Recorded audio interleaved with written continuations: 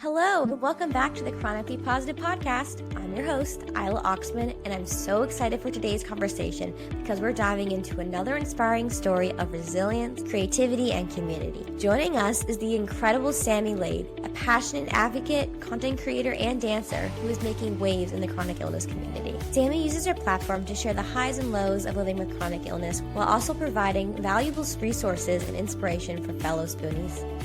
She's all about fostering connection and building a supportive community. And today she's here to share her journey, insights, and the way she's turned her experience into a source of empowerment for others. This episode is packed with heart, honesty, and inspiration. So let's get started. Thank you so much for being on the show, Sami. Yes. I'm so excited to meet and talk to you because I feel like I've been following you for like 2 years. Yes, I know. I feel like we connected very early when I got on because, I mean, you've been on. But yeah, nice to finally It talk is to you. so exciting. So, as I tell everybody when I start the show's about positivity, but obviously we got to talk about the not so positive stuff because that's the stuff that got you to where you are today. So, I'd love to hear your story. So I started having like chronic pain when I was 12.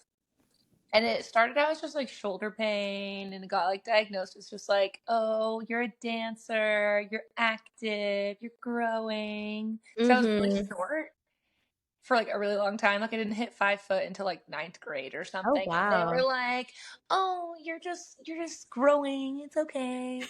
And then it just kind of just always hurt. And they eventually were like, oh, it's tendinitis. That's what it is. That's what I was diagnosed with too, because I used to be a dancer too, and I gave up because it was too painful. But it was tendinitis was the diagnosis. Yeah. That is. No, I think that's like, and like so many of my students, that's like, they get diagnosed with tendinitis, and I'm like, is it actually tendinitis? Yeah, so it was diagnosed as that, and then I like eventually started physical therapy, and then I think it just was a physical therapist that maybe wasn't the most knowledgeable, and I ended up getting like more hurt. And then I was like, oh no, PT is bad. I don't like this. So then, I don't know, it just kind of was in pain for many, many years. And then in college, it was like pretty darn bad. And it was like, I don't know, like it spread to beyond my shoulder. Right.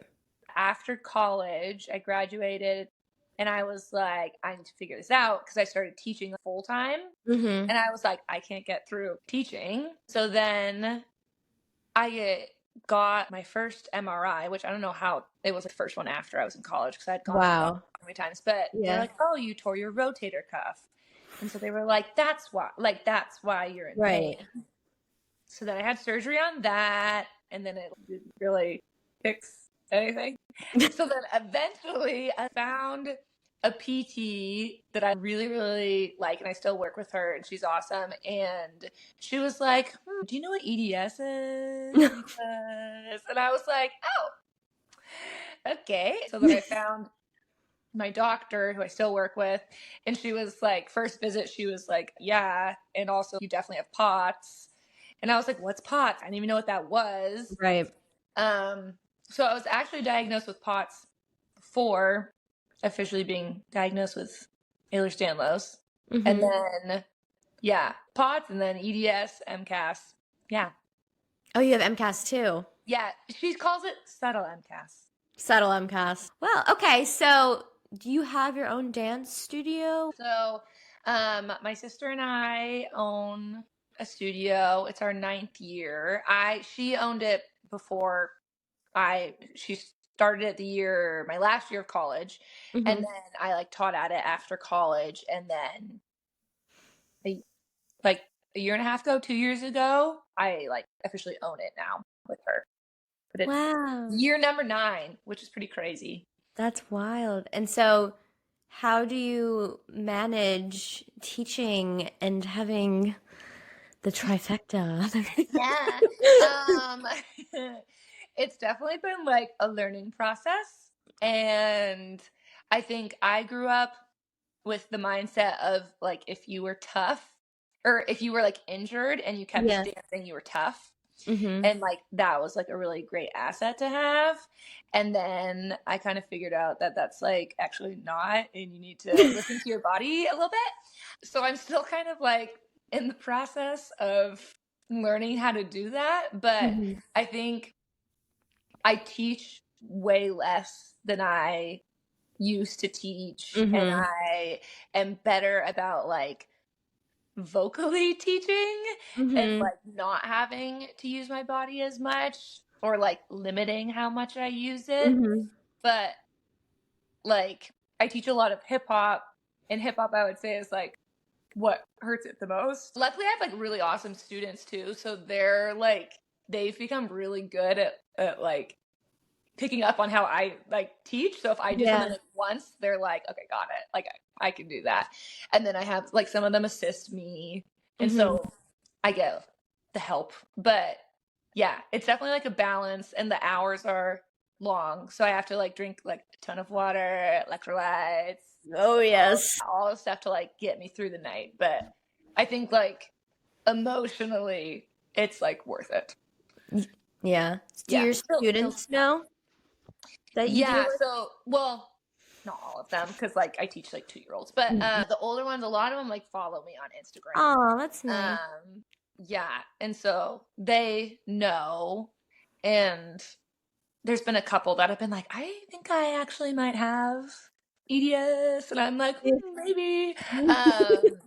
But so I think it actually opened up like a really cool dialogue with like, let me teach you how to like, this is how we listen to our bodies, and like this is when we would like go to the doctor versus ice versus heat versus like going to physical therapy. And like they like joke and call me Dr. Sammy at the studio, which I'm like, I am not a doctor, I am not giving you official medical advice. But it's like opened up this door that I didn't think of before, which is like what I didn't have as a kid, I guess.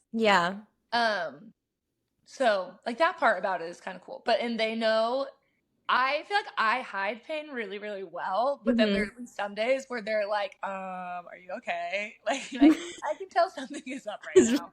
You're not moving your arm. And so I'll be like, ooh, yeah. But yeah, they're awesome. I'm very fortunate. That's awesome. So when did you start deciding to share like your story online? Obviously I feel like you've been on as long as I've been on, but what prompted? I mean, I think it's been like two years. I don't know. But yeah, so it was actually one of my students. Her name is also Sammy. She has a blog about OCD, and she was diagnosed with OCD and had this like big journey, and she was sharing it online, and she was like, oh, you should start something. And so I started just like a blog, and it was like, I feel like I started it mostly for me to be like, okay, what are all the things I've like done and tried? And then if like somebody sees it and it helps them, great.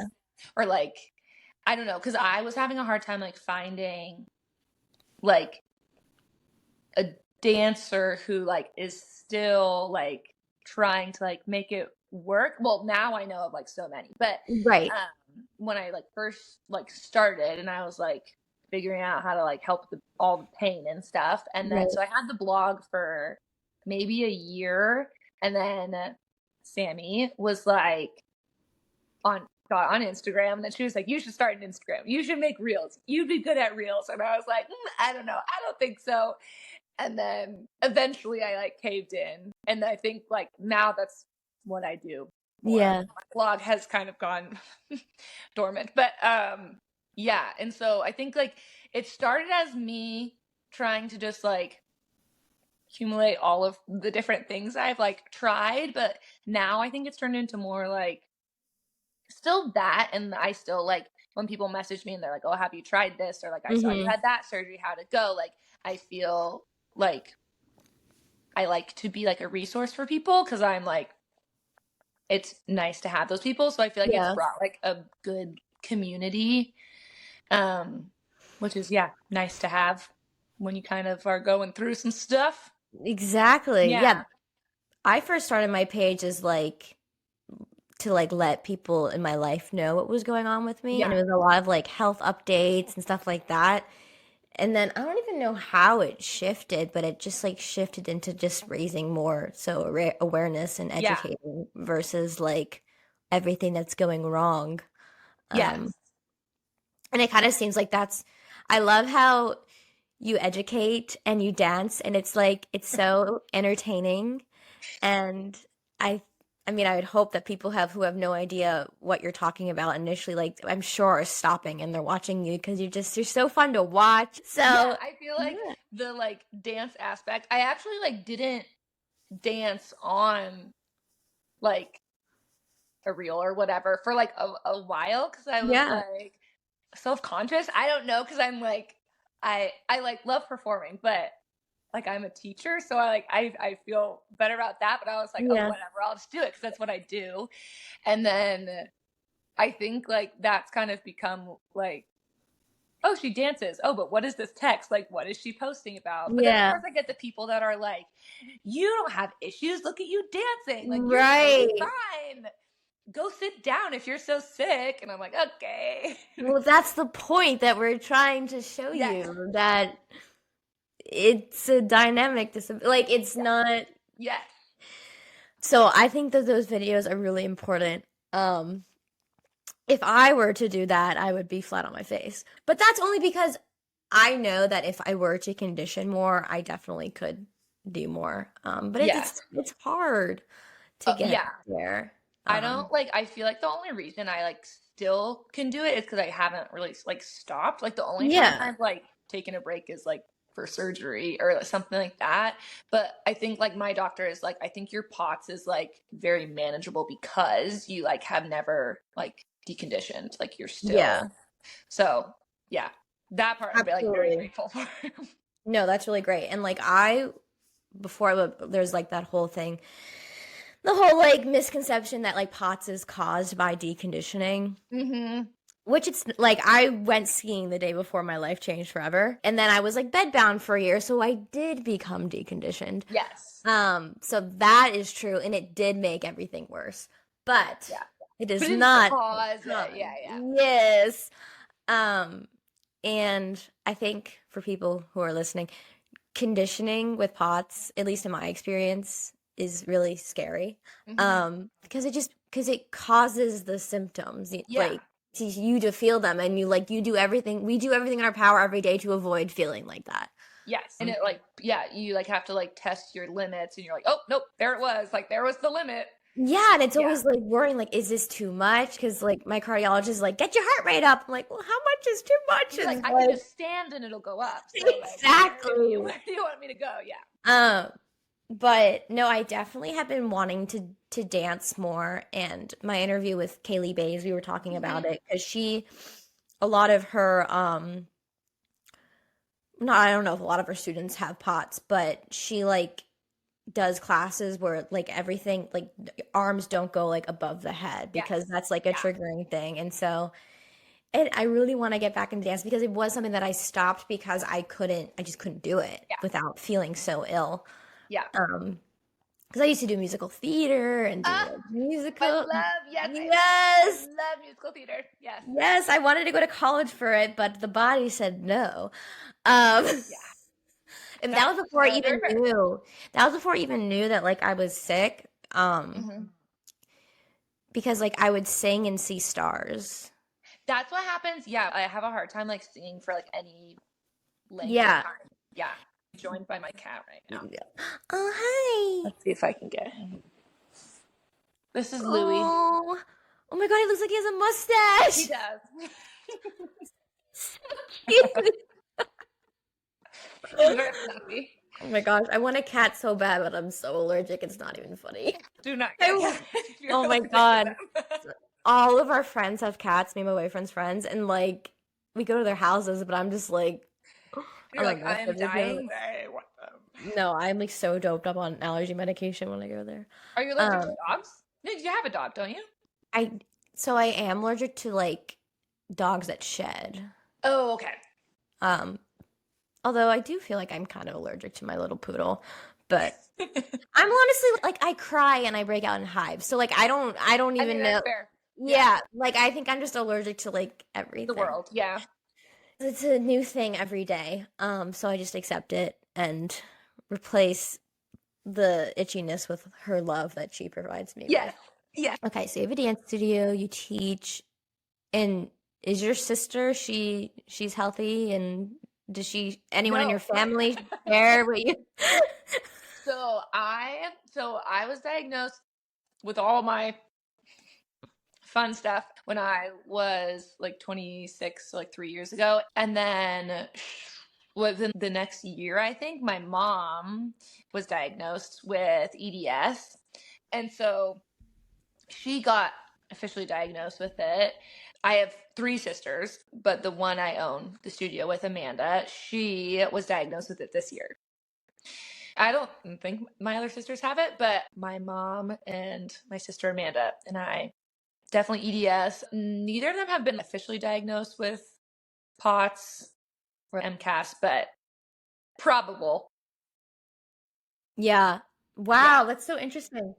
So my mom has it too. She has EDS and didn't get diagnosed until I did because it made sense for her all of a sudden. Yeah. It's interesting because like some people, like I was interviewing somebody else and they're like the only person in their family who has any of Ehlers-Danlos or POTS. And then there's some families where it's like, it's the whole gang's got it. Yeah. Like I'm pretty darn sure my grandma on my mom's side had it. And like now it's like, oh, all that stuff makes a lot of sense.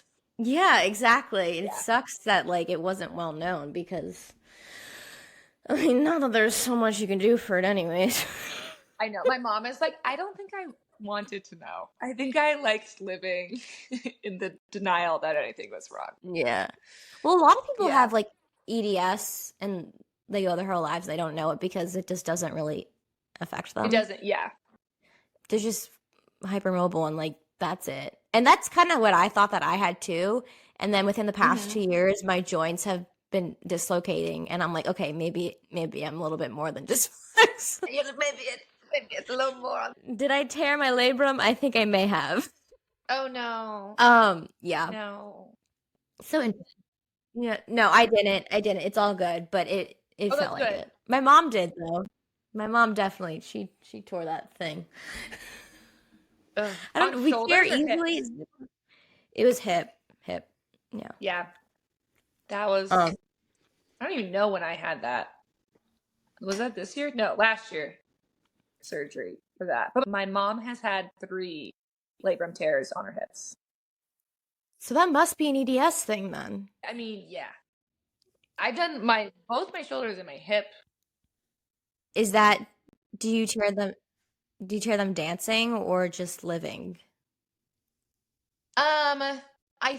I think dancing because the hip one was like I'm like pretty for certain my hip dislocated.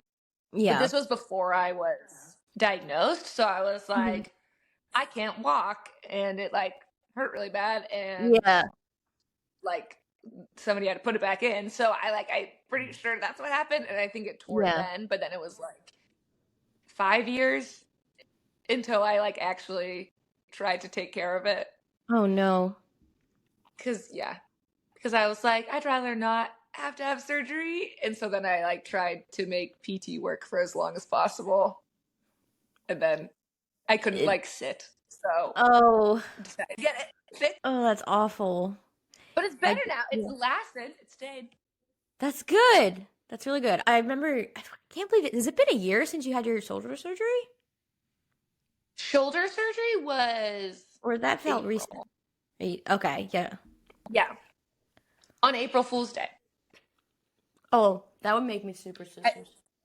I feel like that, like, that's actually the second surgery I've had on April Fool's Day. No way. What a joke. No. Yeah. That was kidney stones, though. And I don't think that was, like, EDS related. Wow. That was just luck of the draw. So did they both go well on April Fool's Day? Did they? Yeah. Maybe it's a good day to have surgery. I don't know. I was like, that's probably the worst day, though. Because then they're like doing something and then the surgeon would be like, April Fools! We amputated your arm. Yeah. And then you're like coming off of anesthesia and you're like, what? You'd hope that a doctor would restrain themselves from partaking in April Fools. I was not pranked. That's really funny. Yeah.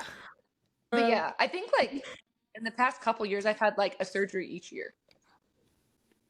Wow. Which is, yeah. Yeah. Is there anything you would like to share? Any wise words of wisdom for people maybe who are dancers with EDS or POTS and they're like, oh no, I cannot dance anymore. But yes, you can. What can you tell them? Yes, I think Kaylee might have said this, but I am a big advocate for learning how to adapt. And so I think literally anybody could dance. You just have to learn how you have to adapt to it. And each person is different with their limitations. Limitations is the word I was looking for. And oh my God, I can't believe I'm the one who helps with the word. It's usually the other way around. Brain fog hit real hard there.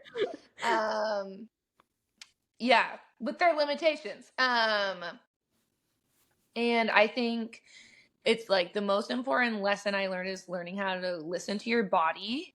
And then after you know how to listen to it, learn how to deal with it afterwards. Because I think it was like one step for me to just like not be fully dissociated and to actually like feel what I was feeling. But then being able to feel like I'm allowed to take up the space to do whatever I need to do, whether it's like just like resting for a little bit, or I need to like put some tape on or ice or heat or whatever it is, because I spent like, I mean, honestly, probably until like this year, I was like very cautious about like showing anything, whether it was like showing I was in pain or like if I had a brace on, like I would hide it. Because I thought it was like a distraction, and it felt like an inconvenience, and I felt like not a good enough teacher if I like wasn't able to do everything. But I think now I've learned that if I like show my students that like the importance of listening to your body and that it's really okay to take care of it, I think that's a good lesson for them to learn, and it's still a lesson I'm learning, but learning how to implement it. But I think that's been like the biggest like mountain I've had to climb. That's really great. When was there ever a time where you thought that you just couldn't dance? Like it was just not going to be in the cards for you? Or yeah, I think when I was I pushed through it like all of junior high school, and I like had in my heart that I was going to dance, but never like really said it out loud. And then in college, I was on, there was like a hip hop dance team, and I also taught like after school. And I was like really struggling with fatigue. And I was like, oh my gosh, I can't do this. Like, this is too much. And then, but I like love teaching, and I like find so much joy in it. And then after I graduated and I started teaching at my sister's studio, that was the year I like was like, okay, I'm on a mission to like figure out this like pain thing and this fatigue thing. And fatigue was actually kind of the like main reason I like was searching for answers, because I was like, I can't do it. Like, there's no way I'm going to be able to like maintain this. And I think fatigue is still the thing that I am searching for answers. Yeah. Cause I think that like pain, I feel like I can deal with a little bit more because I'm more used to it, because that's been what's been around the longest. Right. But yeah, fatigue is still what like I think stops me the most.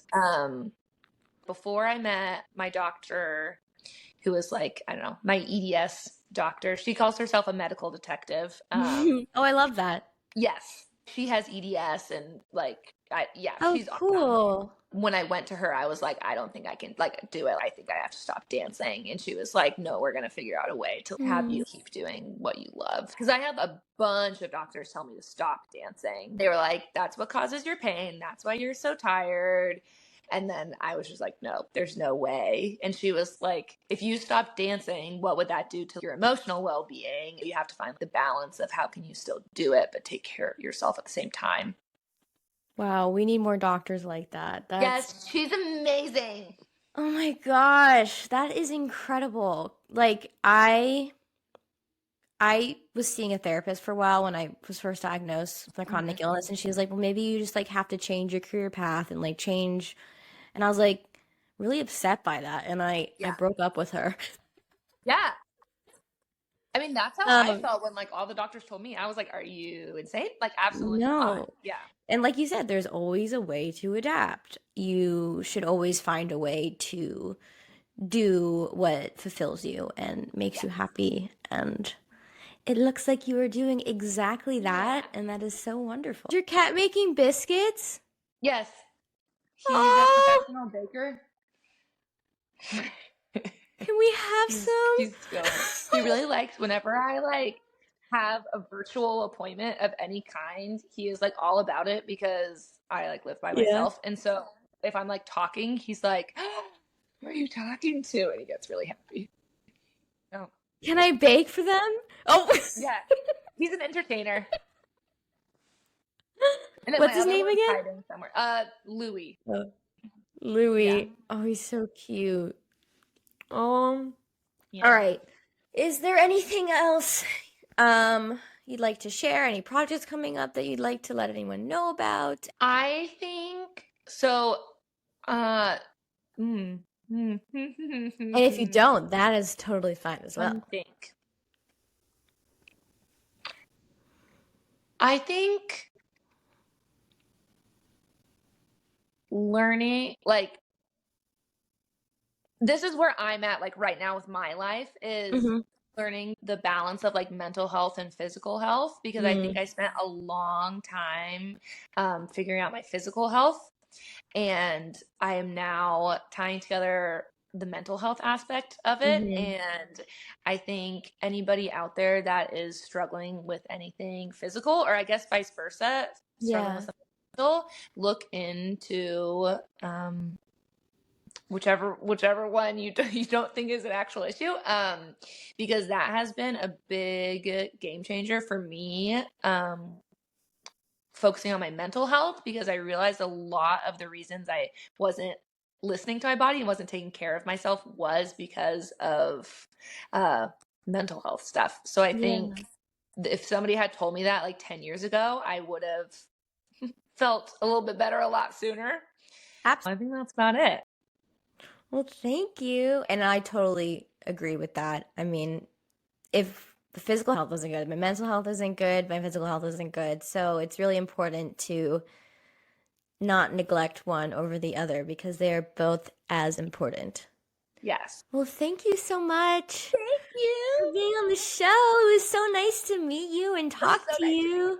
You're so fun. And that's a wrap for today's episode of the Chronically Positive Podcast. A huge thank you to Sami for joining us and sharing her journey, insights, and the amazing work she's doing in the chronic illness community. If you love this conversation as much as I did, make sure to follow Sami and check out her content for more inspiration and support. If you enjoyed today's episode, don't forget to subscribe or follow and share it with someone who might need to hear Sami's incredible story. And as always, thank you for being part of this community. You are the reason this podcast exists, and I'm so grateful for your support.